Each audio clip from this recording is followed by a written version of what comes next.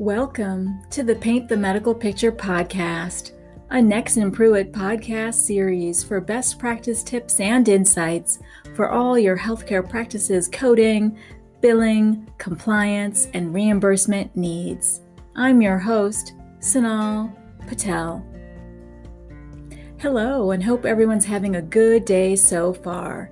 Today is Wednesday, September 30th, 2020. My name is Sonal Patel, and this is the Paint the Medical Picture podcast series. Welcome to my fourth episode number 4. I'm so happy you found me here, and I hope you're here because you understand that the patient's medical record, coding, and billing drive reimbursement. I hope this podcast will help you boost the quality of documentation capture and improve coding accuracy as you help your providers paint the medical picture. If you like what you're hearing, go ahead and hit that subscribe button now so you don't miss another episode. Please write in a review and rating on Apple Podcast or wherever you listen to my podcast. I'd really love your support. Now, a quick disclaimer. Before I get started on the episode, this podcast episode and podcast series do not constitute legal advice, but I am fortunate to work with sound healthcare attorneys at Nexsen Pruet. And as their consultant, I have over 10 years of experience in front office, back end, coding, and billing for multi-specialty physicians, compliance, and auditing for both E&M and surgical operative reports. Again, the opinions and insights throughout are mine alone, and they in no means constitute legal advice.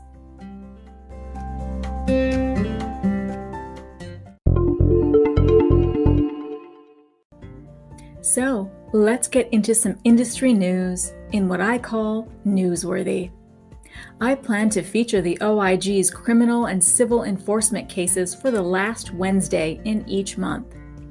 These cases always help me to better understand the trends the OIG, the DOJ, that's the Office of Inspector General, the Department of Justice, are seeing for location of providers and facilities, for types of services or procedures performed, as well as if any forms of corrective action were undertaken to move forward with some form of compliance.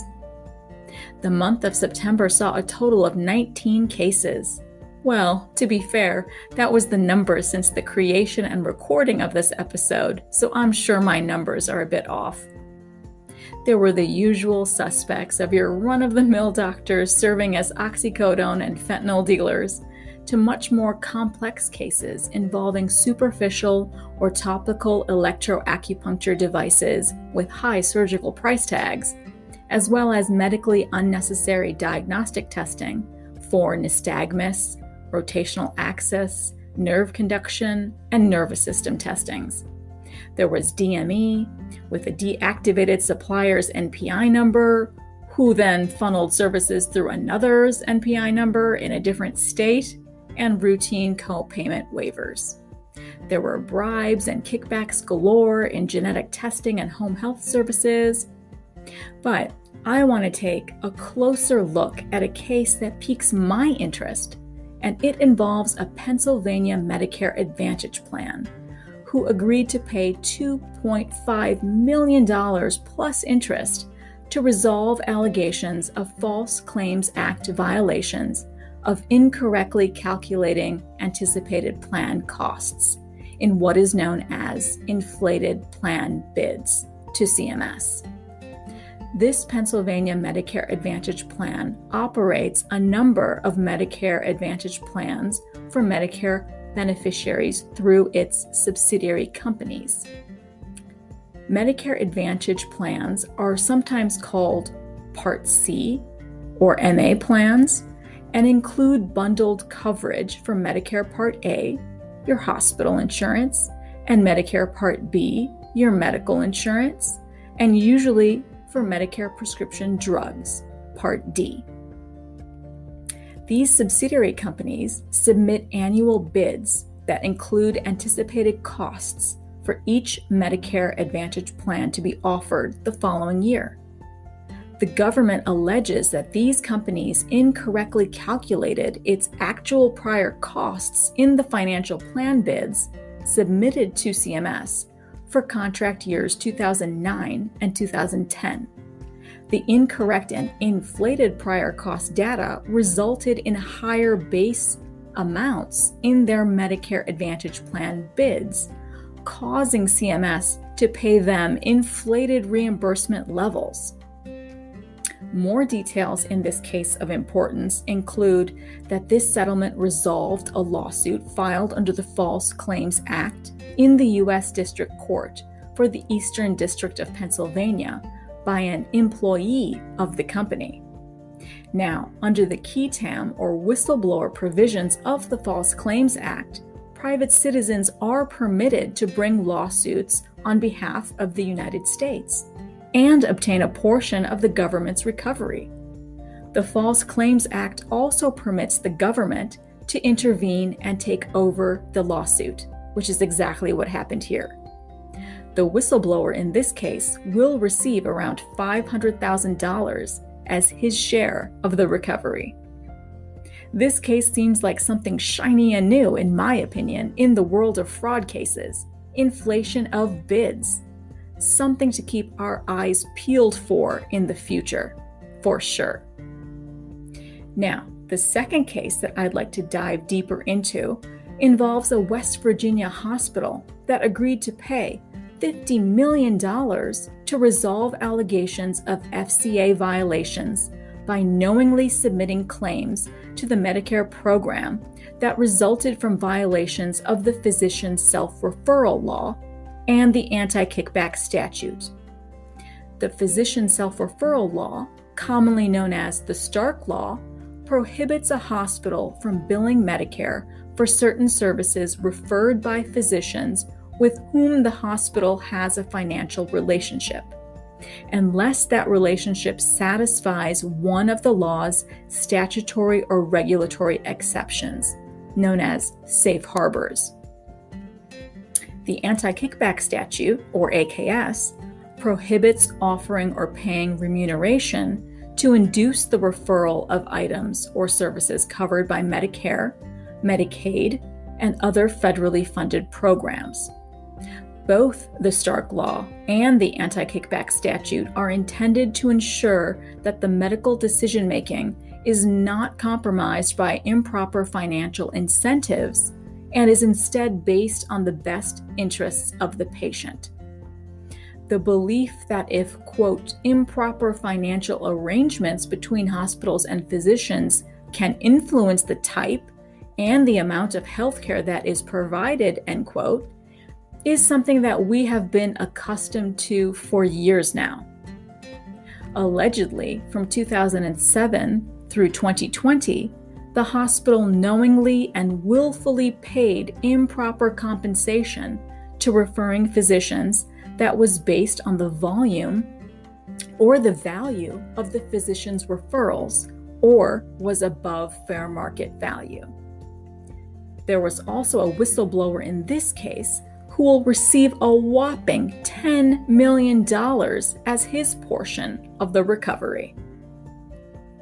I'm looking forward to seeing what sweeping changes will be made to the Stark Law and the anti-kickback statute in the months ahead that reflect the new, the modern, the innovation, the value-based arrangements that involve clinical care coordination that have been so prohibitive under these current and decades-old statutes. And lastly, there is an antitrust case that I have been following closely since April. It involves a Florida oncology group that was charged with conspiring to allocate medical and radiation oncology treatments for cancer care patients. It was the first charge in ongoing investigations into market allocation in the oncology industry. The deferred prosecution agreement included a non-compete waiver aimed at increasing competition in the treatment of cancer patients. Now, the group agreed to pay the $100 million criminal penalty statutory maximum and admitted to conspiring to allocate chemotherapy and radiation treatments for cancer care patients. On a positive note, in my opinion, the group agreed to maintain an effective compliance program designed to prevent and detect criminal antitrust violations. The president of the Cancer Care Center was just indicted for his participation in the antitrust conspiracy. I will continue keeping up with this case and others as they arise. The Antitrust Division's criminal section made it very clear when they stated, quote, "They will persist in exposing unscrupulous medical providers who deny the public access to a competitive healthcare marketplace." End quote.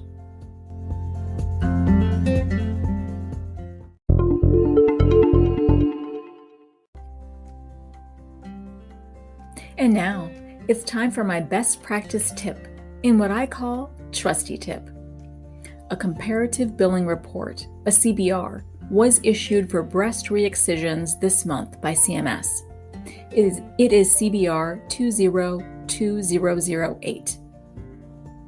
Part B providers who perform these surgical procedures should be aware they contain an analysis of billing practices across geographic areas and serve as an educational tool for possible and hopeful improvement in billing and ensuring compliance. It's critical to understand a CBR does not indicate you are going to get an audit. The value to providers is that it serves as a tool to look at their billing patterns as compared to their peers.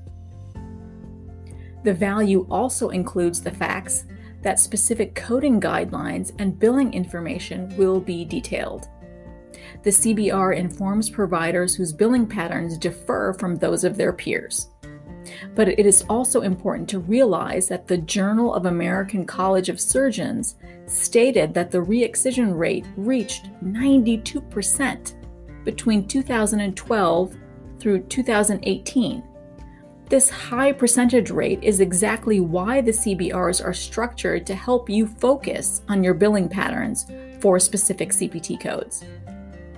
In this case, the CPT codes are 19120, 19301, 19302, 19303, and now discontinued code 19304.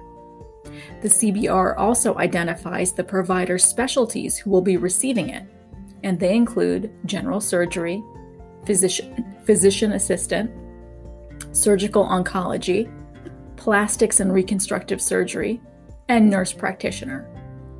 The definition of excision is for the base time period of March 2018 through February 2019. The definition of re-excision is each subsequent excision performed by the same provider through February 2020, and is also within 365 days of the original base time period and the original excision. The parameters or scope of claims is from March 2018 through February 2020.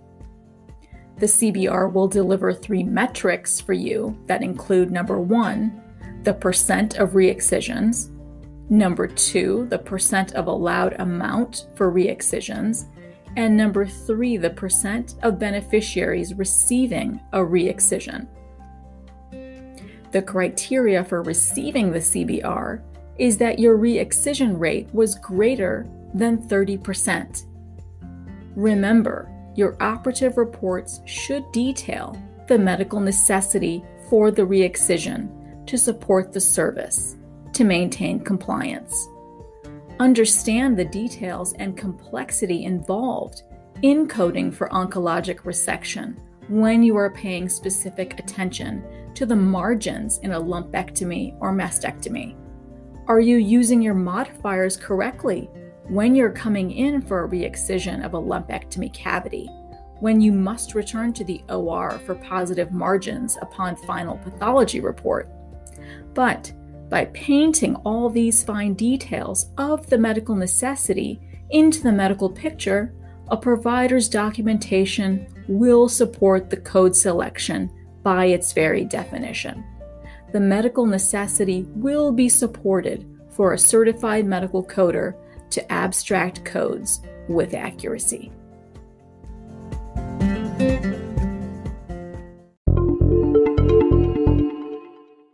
And finally, this week's inspiring quote in Spark is from John F. Kennedy. Change is the law of life, and those who look only to the past or present are certain to miss the future. I think this statement is perfect for what all of us are experiencing right now in this current climate of COVID-19. We have seen ourselves pushed to do more, to be more. If we had forgotten that change is real, that change happens, we are all awake now and looking to reshape our futures for the better. I am happy our 35th President's spark still shines on in all of us today. So that wraps up today's episode. I'd love to hear your questions and comments. You can always direct message me on LinkedIn or voice message me on the Anchor app. And if you would like to inquire about my consultant services, you can always reach me through my email address at nexsenpruet.com. I'll leave links to everything in the show notes below. Please continue staying safe and healthy. Practice safety for one and all during our collective life in the time of coronavirus. Hope you join me next Wednesday for episode 5 in the Paint the Medical Picture podcast series. Thank you for listening in on my 4th episode, and I hope every week with me brings you closer to helping your providers paint a masterpiece. See you next Wednesday. If you want more information from me, go ahead and follow me on LinkedIn or send me an email at sonalpatel@nexsenpruet.com for all my consulting services in medical coding, auditing, and compliance. Thank you.